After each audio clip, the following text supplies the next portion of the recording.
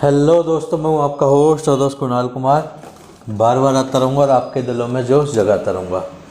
तो दोस्तों, हमने जो कल एक वीडियो डाली थी ना, जिसमें गाली गलौच हो रही थी हमारी एजेंट से, तो भाई साहब फ़ोन बंद करके भाग गया है। ना व्हाट्सएप पे जवाब दे रहा, ना कॉल पे जवाब दे रहा। एक नंबर और था, वो भी नहीं लग रहा। तो दोस्तों, अगर इसी तरीके से हम बजाएंगे ना, तो थोड़ा सा क्या बोलूँ, इस चैनल पे मैं चाहता नहीं कुछ वर्ड इस्तेमाल करना। चलो कोई बात नहीं। आज हमारा दोस्तों टॉपिक जो रहेगा वो, अब हम क्या कर रहे हैं, अंदर घुस रहे हैं, क्योंकि मोटे मोटे टॉपिक हमारे कवर हो गए। अब हम घुसेंगे आरबीआई की गाइडलाइन के अंदर।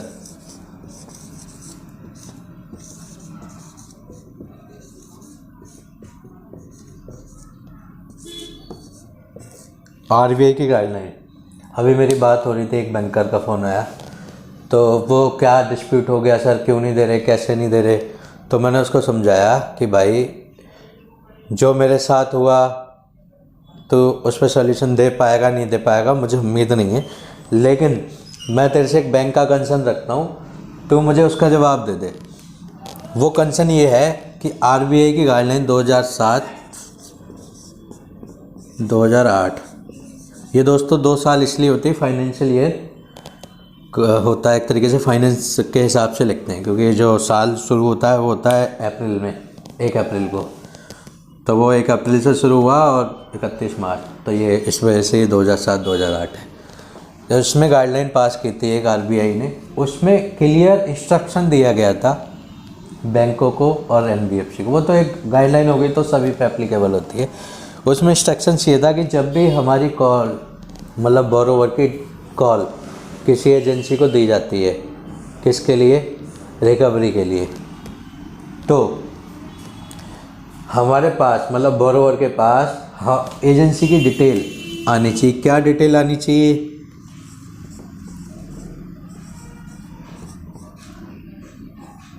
एजेंसी नेम,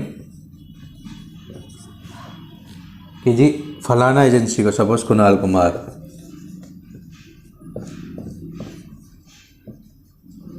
कि जी कुणाल कुमार एजेंसी है, इस पे केस गया है। एजेंसी एड्रेस, कि जी तिगड़ी का एड्रेस है।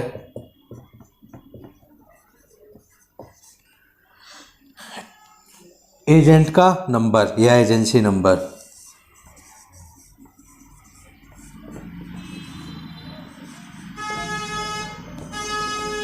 कि जी इस नंबर से कॉल आएगी। ये बाकायदा आरबीआई की गाइडलाइन में दिया गया है कि जब भी आप डिटेल्स शेयर कर रहे हो, हमारी कॉल असाइन कर रहे हो किसी को, तो आप कस्टमर को ये डिटेल शेयर करोगे।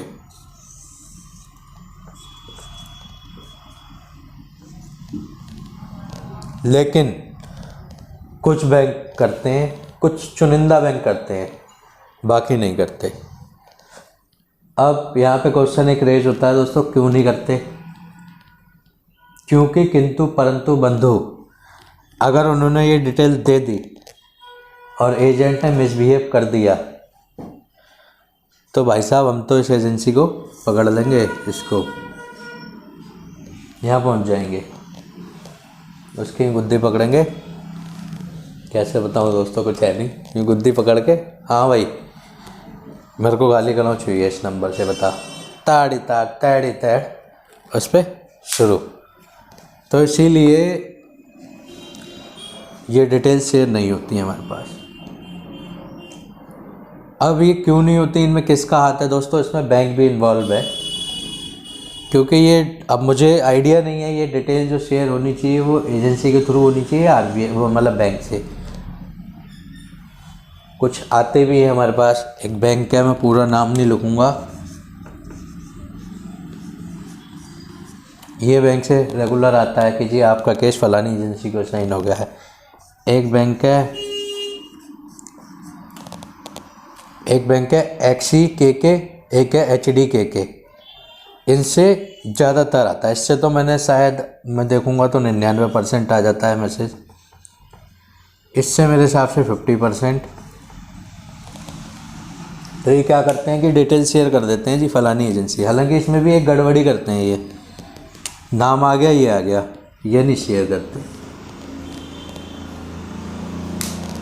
नंबर नहीं आता जी, नंबर तो अननोन से ही कॉल आती है, जबकि ये भी शेयर होना चाहिए और उसी नंबर से कॉल आनी चाहिए, बाकायदा उसमें लिखा हुआ है। किस में लिखा हुआ है? इसमें। तो दोस्तों ये हमारा जो कंसर्न है वो चाहे देखो एजेंसी हमें डिटेल शेयर करे या फिर बैंक शेयर करे, आरबीआई की गाइडलाइन है कि डिटेल शेयर होनी चाहिए, तो वो डिटेल शेयर नहीं होती। आप है ना क्लियरली सबसे पहले तो आरबीआई की गाइडलाइन प्रिंट करके निकाल के रखो। कोई भी आए ना बंदा आपके पास, तो आप उससे 3 चीज़, एक तो भाई साहब ऑथराइजेशन लेटर,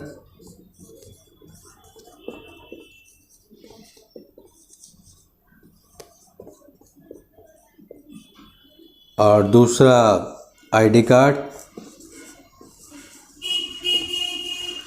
तीसरा ये जो मैंने अभी कंसर्न बताया ना आपको, एजेंसी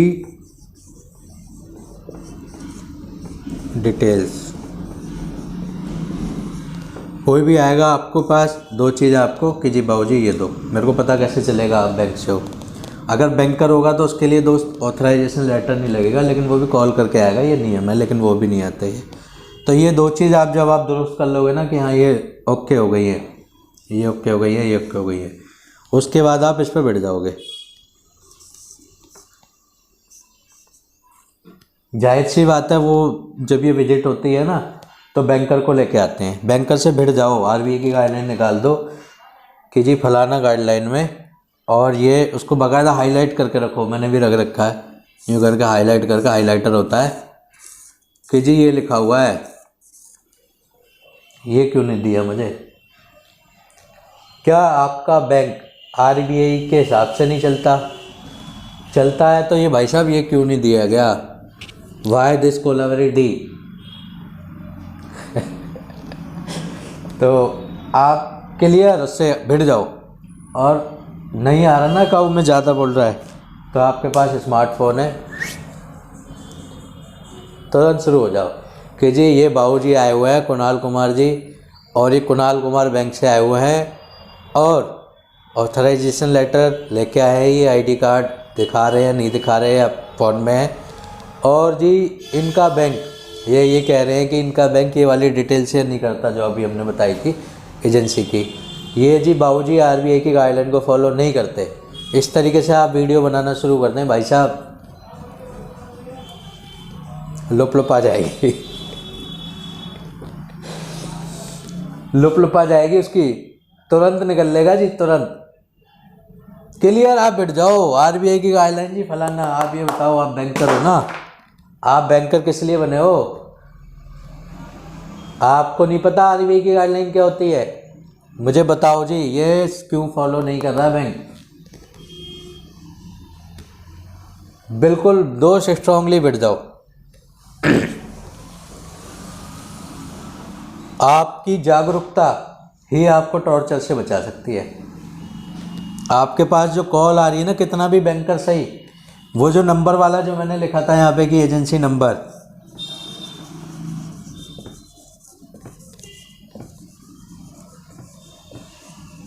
एजेंसी नंबर शेयर होना चाहिए, कोई नहीं करता। बैठ जाओ इस पर लठ लेके ना, वो रामलाल जो मैंने तैयार कर रखा था नीचे रखा हुआ है, ज़रूरी नहीं उसे मारना है, उसे यूँ करके कि सर ये वाली गाइडलाइन। भाई साहब वो है ना, दुआ करेगा ऊपर वाले आज बचा ले मुझे, आज मैं गलत फंस गया। तो दोस्तों हमारी जो जागरूकता है ना, हमारा जो ज्ञान है, वही हमें बचा सकता है किसी भी केस में हो, किसी भी केस में, चाहे वो पुलिस का लफड़ा हो कुछ, चाहे वो बैंक का लफड़ा हो, चाहे कुछ भी लफड़ा हो। एक मेरे दोस्त के साथ भी दोस्तों ये एजेंसी ओनर, एजेंसी का लड़का आ गया था। उस वक्त क्या है, अपने को भी इतना ज्ञान नहीं था, अपने में बस एक चीज़ अच्छी थी कि साले को देख लेंगे। अब वो जी पहुंच गया, उस वक्त हमने ये जो क्वेश्चन हम आपको बता रहे हैं, हमें कोई बताने वाला नहीं था कि ऐसे होता है। एजेंट आ गया, उसमें हमारा बैंक था आरबी के, इसमें डिस्प्यूट चल रहा था कुछ ट्रांजेक्शन्स का। हमारी ट्रांजेक्शन सोल्ड हो गई थी। किसी मशीन जो होती है ना, मशीन का नाम था पाइन लैक के। ये दोस्तों मैं कुछ फेरबदल कर रहा हूँ, आप समझ लेना खुद। उसने 2 लाख रुपए होल्ड कर दिया। उससे हमने बात की कि जी रिलीज़ करो, नहीं करा जी, 4 मंथ के बाद रिलीज़ करेंगे। सिक्योरिटी रीजन से हमने होल्ड कर दिया है। सारे डॉक्यूमेंट दे दिए, सब कुछ दे दिए, सब कुछ कर लिया। जब हम लड़ने पहुंच गए ना वहाँ पे, तो उसने कहा एक काम करो, ये पेपर ले जाओ और ये आरबीके के बैंक से साइन और स्टैम्प करवा लाओ। हम आरबीके के बैंक गए कि जी बाबूजी इसमें स्टैम्प कर दो, ये पेमेंट रिलीज़ हो जाएगी जो होल्ड हुई है। आरबीके ने बोल दिया जी हमारी जो स्टेटमेंट होती है वो दिखा दो, हम स्टैम्प नहीं लगाएंगे। अब दोस्तों 2 लाख का अमाउंट था, तो वो लॉकडाउन का टाइम था, पेमेंट नहीं भर पाए। इन्होंने मिनिमम के नाम पे उस पर 11,000 12,000 रुपये महीने के चार्ज करने लगे। 4 महीने में कितने हो गए दोस्तों? ये 48,000 रुपये। कस्टमर की कोई गलती है इसमें दोस्तों? लॉकडाउन का टाइम है, नहीं दे पा रहा वो 2 लाख रुपये, कैसे देगा? तो जी ये 48,000 हो गया। हमने क्या करा इसको सोचने के लिए कि यार 4 महीने तो बहुत टाइम हो जाएगा। एक है ना कॉन्सेप्ट होता है आपका डिस्प्यूट रेज।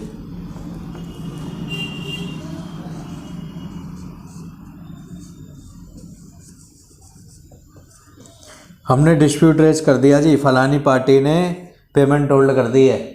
ये बैंक में हमने डिस्प्यूट रेज करा था, फलानी पार्टी ने पेमेंट होल्ड कर ली है। इसमें क्या होता है दोस्तों, ये बैंक है ना, इससे खुद निपटता है एज़ पर नियम, और जो ग्राहक पे जो आउटस्टैंडिंग है इसको ये होल्ड कर देता है, फ्रीज कर देता है। ग्राहक से मांगेगा नहीं जब तक इस पर कोई सोल्यूशन ना निकल जाए। लेकिन ये भाई साहब ने ना तो फ्रीज किया, ना होल्ड किया, ना उससे लिया, पता नहीं क्या हुआ क्या नहीं हुआ। वो केस रिकवरी में ग्राहक को टॉर्चर शुरू। तो जी वो बंदा आया हमारे पास, मेरे दोस्त का फ़ोन आया कि कुणाल ऐसे ऐसे ना बंदा पहुंचा हुआ है। वो जॉब पे था, मैं शॉप पे था, मैं पहुंच गया। हमने क्या करा वहाँ पे 112 पे कॉल कर दी कि जी परेशान कर रहा है। उस वक्त ये नहीं पता था हमें कि हम उससे आईडी कार्ड, ऑथराइजेशन लेटर या कुछ मांग ले। हमने 112 पे कॉल कर दी। वहाँ से बाबूजी कह रहे हैं जी कोई ऐसा केस नहीं था कि कोई इंजर्ड हो या कोई लड़ाई झगड़ा हो, कि जी आप है ना थाने आ जाओ, थाने आ जाओ। हम जी थाने चले गए बंदे को लेके, एजेंट को, कि भाई थाने चल, हमने पकड़ लिया था उसको, थाने चल, पुलिस वाला बुला रहा है।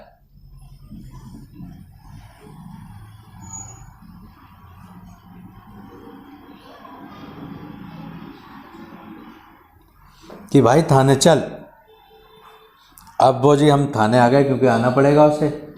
अब थाने आ गए तो जी जो इंस्पेक्टर साहब थे, मैं नाम नहीं लूँगा, मुझे नाम अलग ही पता है, मैं यहाँ पे पुलिस लिख देता हूँ। उनसे हमने बात की, सर ऐसे ऐसे ये केस है। अरे तूने लिया है, आएगा नहीं वो। तो हमें उन्होंने भी मिसगाइड शुरू कर दिया।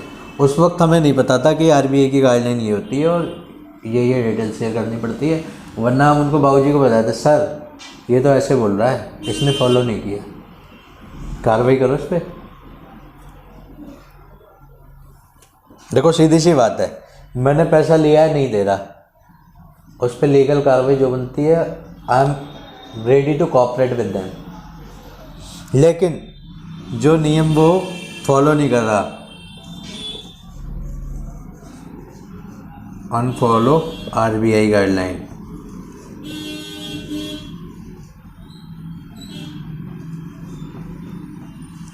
आप सर इस पर एक्शन ले लो, उनको बता भी दो कि जी हमारे पास डिटेल नहीं आई एजेंसी की, एजेंसी डिटेल नहीं आई, और जी इसके पास ऑथराइजेशन नहीं है।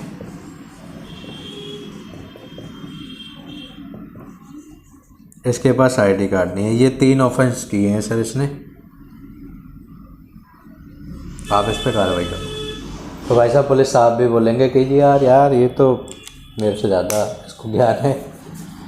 तो ये दोस्तों मैंने आपको इसलिए समझाया कि अगर आपके पास जानकारी है, नॉलेज है ना, तो आपको कोई बेवकूफ़ नहीं बना सकता। जैसे हम बेवकूफ़ बन गए थे वहाँ, उन्होंने इंस्पेक्टर साहब ने राय लिया है तो आएगा नहीं, देता क्यों नहीं है, हमें भी नहीं बताते जी। ठीक है कोई बात नहीं।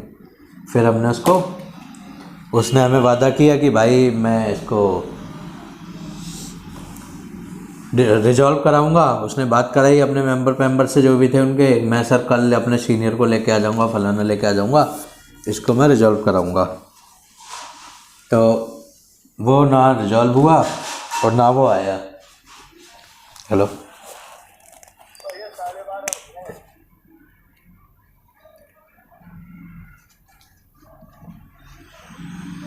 दोस्तों, कल का जो हमारा जो टॉपिक रहेगा वो सोच रहा हूँ लिख दूँ, क्योंकि मैं भूल जाता हूँ किस टॉपिक पे बात करूँ।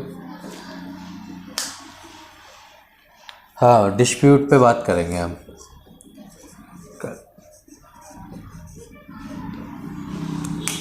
तो दोस्तों, वीडियो अच्छी लगती हो मेरी तो लाइक करें, शेयर ज़रूर करें, क्योंकि किसी को अगर जानकारी मिल जाए तो अपना क्या जाता है। और अगर आप मेरे चैनल पर नए हैं तो चैनल सब्सक्राइब करें। जय हिंद दोस्तों।